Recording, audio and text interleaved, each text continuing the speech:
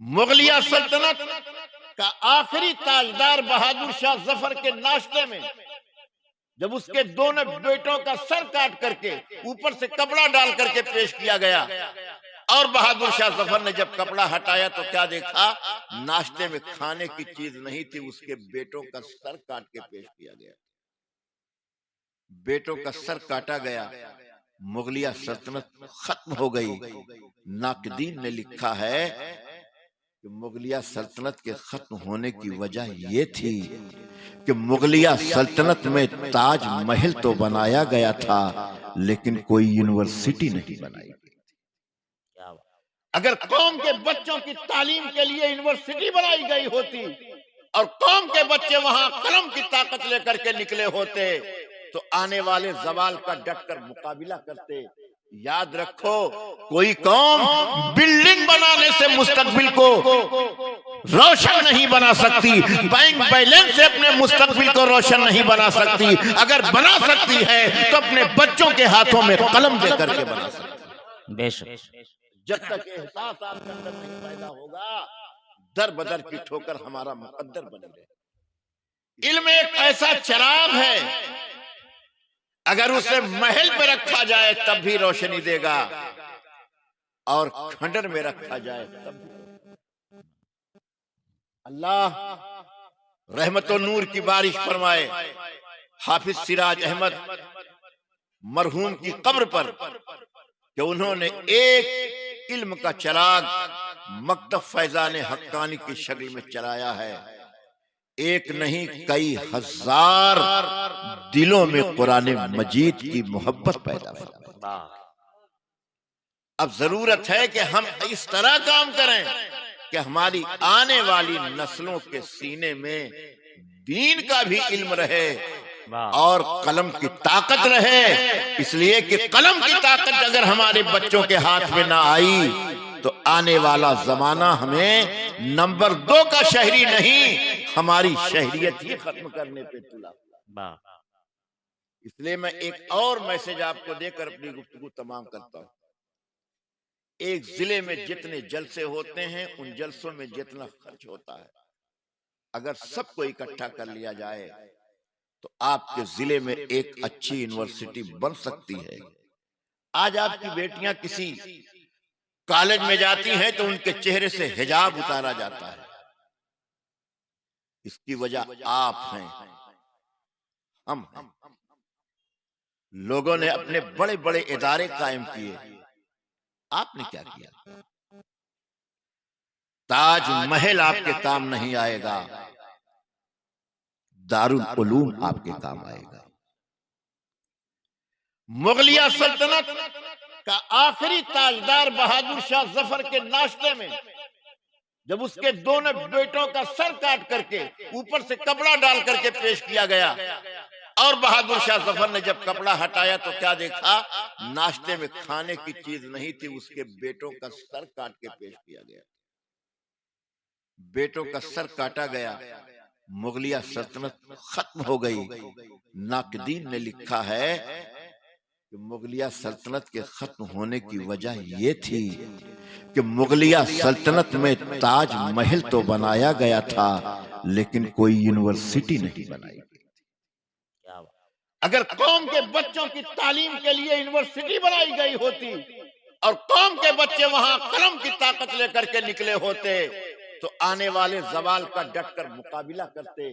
یاد رکھو، کوئی قوم بلڈنگ بنانے سے مستقبل کو روشن نہیں بنا سکتی، بینک بیلنس سے اپنے مستقبل کو روشن نہیں بنا سکتی۔ اگر بنا سکتی ہے تو اپنے بچوں کے ہاتھوں میں قلم دے کر کے بنا سکتی۔ بے شک۔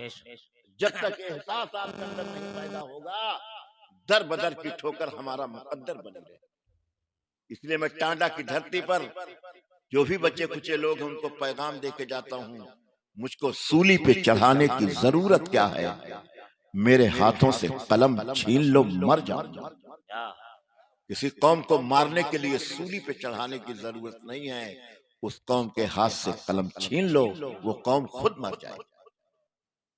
ہندوستان آزاد ہونے کے بعد سے لے کر مسلسل یہ کام کیا گیا۔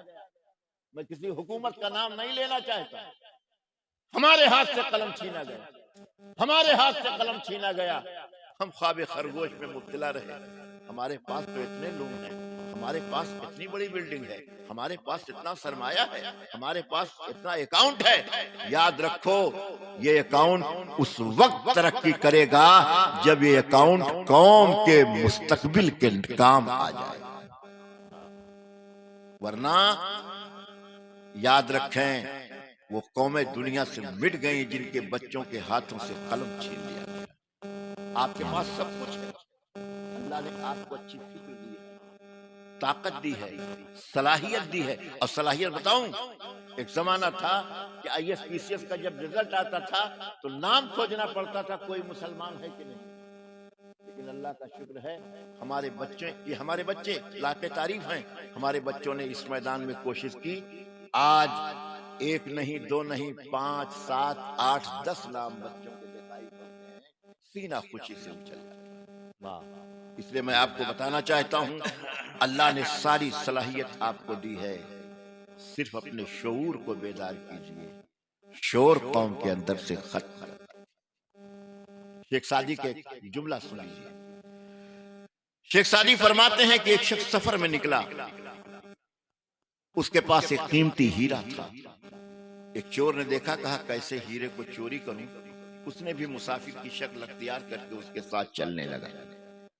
1 منزل، 2 منزل، 3 منزل چلتا رہا۔ جب رات ہوئی اور ہیرا جس کے پاس تھا وہ سو گیا تو یہ چور اٹھ کر کے اس کی جیب میں ہیرا تلاشنے لگا، لیکن مسافر بڑا چالاک تھا، اس نے سونے سے پہلے دھیرے سے ہیرا نکال کے اپنی جیب سے چور کی جیب میں ڈالا۔ چور پوری رات مسافر کی جیب میں تلاش کرتا رہا لیکن ہیرا نہیں۔ صبح جب ہوئی، بھور میں چور سو رہا تھا، اتفاق سے قافیہ مل گیا، بھور اور چور۔ واہ! یہ دھیرے سے نکلا اور ہیرا نکال کے اپنی جیب میں ڈالا، اور ناشتے کے بعد اپنی ہی جیب سے ہیرا نکال کے اپنے ساتھی سے کہنے لگا، اللہ کا شکر ہے میرے پاس ایک قیمتی ہیرا ہے۔ چور دل ہی دل میں سوچنے لگا، یہ جنات ہے، انسان ہے، کس قسم کی مخلوق ہے، پوری رات میں نے اس کی جامہ تلاشی لیکن ہیرا نہیں ملا، لیکن اسی صدری سے نکلا۔ کہا گھبراؤ نہیں، دل میں سوچا آنے دو رات۔ دوسری رات آئی تو اس نے زبردست تلاشی کی لیکن نہیں ملا، وہی کام اس نے کیا۔ 3 دن کے بعد چوتھے دن جب دونوں جدا ہونے لگے تو چور نے مسافر کے قدموں میں ہار مان کر اپنا سر رکھ دیا اور کہا، پیارے میں چور ہوں، میں تمہارا ہیرا تلاش کرنے کے لیے تمہارے ساتھ مسافر بن کے چل رہا تھا، اب ہم دونوں جدا ہو رہے ہیں، صرف اتنا بتا دو کہ تم ہیرا رکھتے کہاں تھے۔ تو مسافر نے کہا، نادان، تو نے ہر رات ہیرا دوسرے کی جیب میں ڈھونڈا، اگر ایک دن اپنی جیب ڈھونڈی ہوتی تو ہیرا مل گیا۔ ہم نے دوسری قوموں کی کمیاں تلاش کی، اگر آج اپنی کمی تلاش کیے ہوتے تو ہم کامیاب ہو گئے۔ واہ واہ، کیا بات! آج آپ کے اندر جو برائیاں ہیں آپ اس کو تلاش کیجئے۔ آپ کا بھائی آپ سے خوش ہے؟ آپ اپنی ماں کے ساتھ کیسا سلوک کرتے ہیں؟ عام مسلمانوں کے ساتھ آپ کے کیا تعلقات ہیں؟ راستہ چلنے کے آداب معلوم ہیں؟ پڑوسی کا حق آپ پہچانتے ہیں؟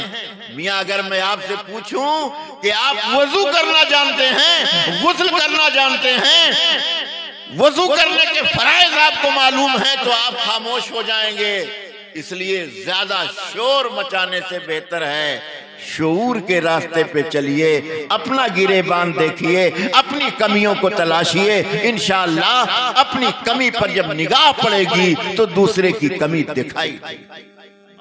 مکتب فیضان حقانی آپ کو یہ پیغام دیتا ہے کہ اپنے بیٹوں کے ہاتھ میں ایک ہاتھ میں قرآن دے دو اور دوسرے ہاتھ میں ان کو کمپیوٹر دے دو تاکہ وہ حالات کا مقابلہ کر سکیں۔ آپ کی ضرورت ہے کہ اس ادارے کے لیے اپنی محبت اپنے دل میں قائم کریں، اور میں قاری صاحب کو ان کے گھر والوں کو مبارکباد پیش کرتا ہوں۔ جتنی انرجی کے ساتھ اس کام کو یہ کر رہے ہیں میں تو نہیں کر پاؤں گا، اللہ تبارک و تعالی ان کے والد کی قبر پر رحمت و نور کی بارش فرمائے۔